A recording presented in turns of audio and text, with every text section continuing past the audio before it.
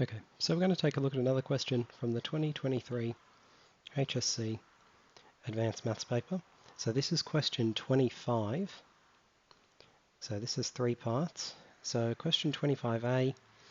On the first day of November, Gia deposits 10,000 into a new account which earns 0.4% per month compound monthly. At the end of each month, after the interest is added, she intends to withdraw M. Let A subscript N be the amount in dollars in her account at the end of N months. And we've got to show this identity is true. All right. Well, she gets the interest, then she withdraws, and this happens every month. So this means that A0, the amount in the account initially, is going to be 10,000. A1 is going to be A0 times 1.004 minus the amount she's going to withdraw, which is M. And this will be the amount at time period 1, after the first payment and then withdrawal. A2 is going to be A1, whatever was left over after the first interest payment minus the withdrawal, multiplied by 1.004 minus M. But we know that A1 is A0 times 1.004 minus M. So we can plug this in where the A1 is. And this gives us A2 is A0 times 1.004 minus M times 1.004. And this is all minus M. If we expand the brackets, this becomes A0 times 1.004 times 1.004, which is A0 times 1.004 squared minus M times 1.004 minus M times 1.004 minus M. We know A0 is 10,000, so therefore A2 is 10,000 times 1.004 squared minus M times 1.004 minus M. And this is what we're asked to show. So this was part A. Now for part B, we are told to show that AN is equal to that particular expression. So we can do this a few ways. You can do this by memorizing formulas for these kinds of structures. You can also do it using series and sequence formulas. So we're going to write this expression down, and then we're going to think about what's actually happening here. So we have a first term here, and we have some terms which contain M. So let's think about what's actually happening to this particular series of terms. Let's think about what's happening as we're going from each term to the next. Well, this is the second term. It has 10,000 times 1.004 to the power of 2. If we keep taking third terms, fourth terms, fifth terms, we're going to find that the first term in any of those is always going to be 10,000 times 1.004 to the power of the number of that term. Right? So you can test this if you want, but it's definitely going to be the case. And then if we keep expanding this out, we will find a series of terms here which are minus M times 1.004 to whatever power, minus M to 1 less than that power, minus M to 1 less than that power, and so on. So we are going to get an AN, which is of the form 10,000 times 1.004 to the N, minus N many of these. So we will have M times 1.004 to the power of N minus 1. N minus 1 will be the highest power. Minus M 1.004 to the power of N minus 2. Minus ... all the way down to the final term, which will just be a single M. So this expression is pretty much what we're after, but it's not in the right form. So part B has told us to show that this AN is exactly the identity there. We have something equivalent, but we need to condense this, and then we need to factorize. So if we think about just this list of terms, we have minus m times 1.004 to the n minus 1 minus m times 1.004 to the n minus 2, and so on all the way down to minus m.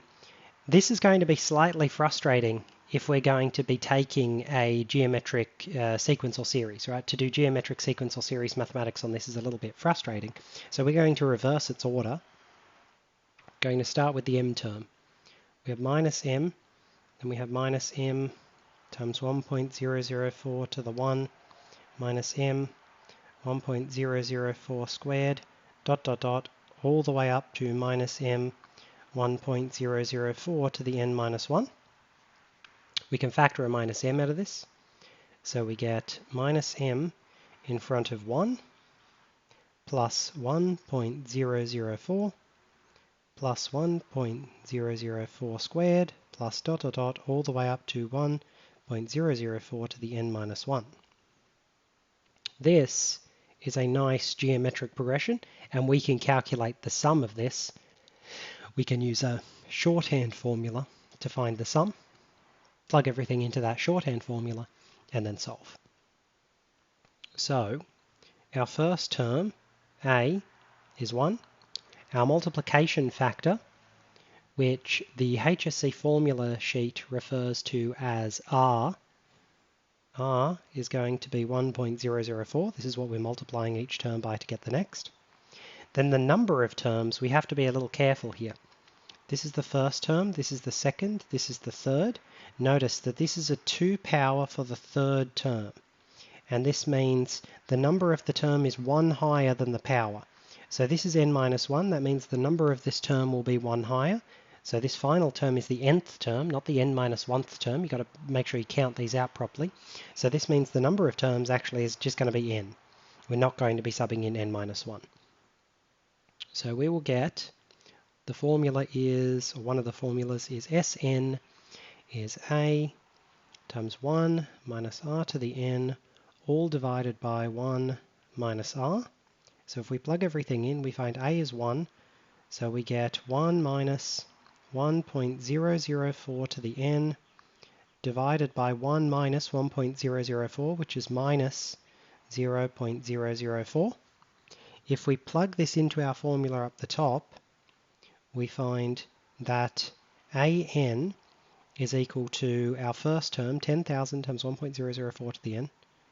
10,000 times 1.004 to the power of n.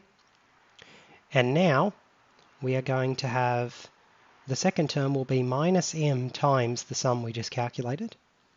Minus m times 1 minus 1.004 to the n over minus 0.004. And now all we need to do is rearrange this so that it looks like the sum in the question.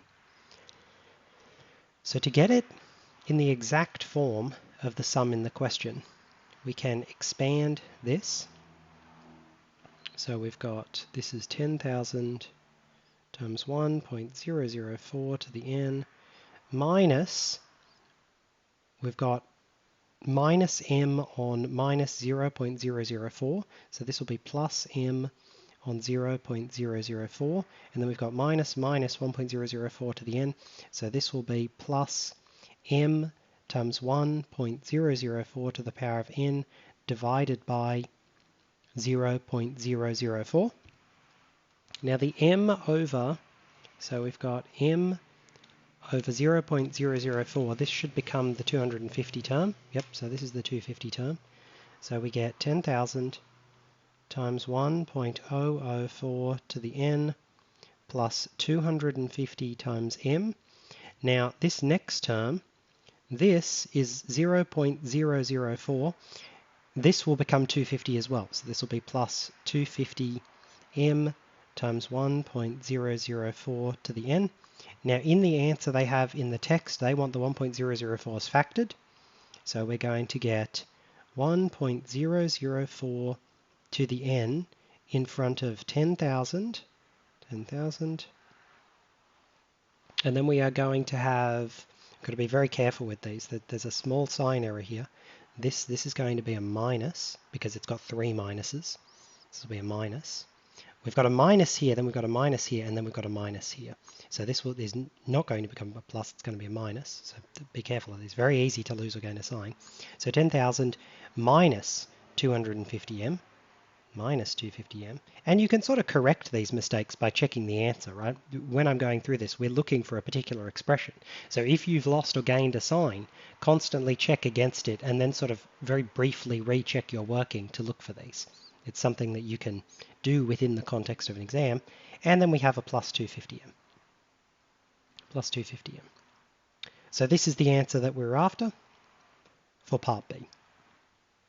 So we'll do part C in a separate video, but we'll go through the marking for both of these.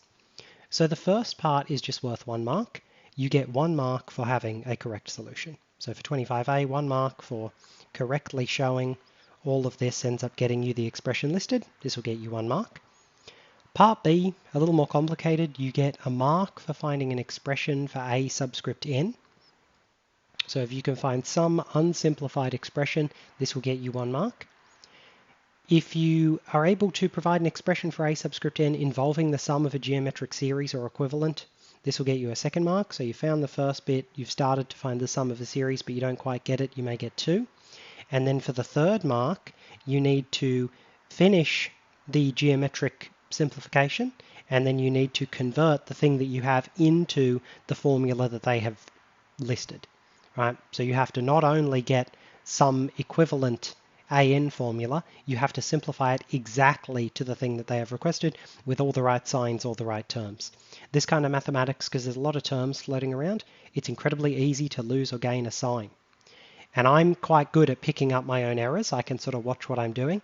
Students tend to have a lot more difficulty when they're in examinations because there's much more stress. When I'm just doing mathematics on my own, it's not particularly stressing, and I do it for a living, and I've done it for a decade and a half, so it's not too bad. But try and look for signs, especially if you have template answers you're trying to match, because this can help you work out if what you're doing is right, what you're doing is wrong, or if what you're doing is essentially correct with a small error.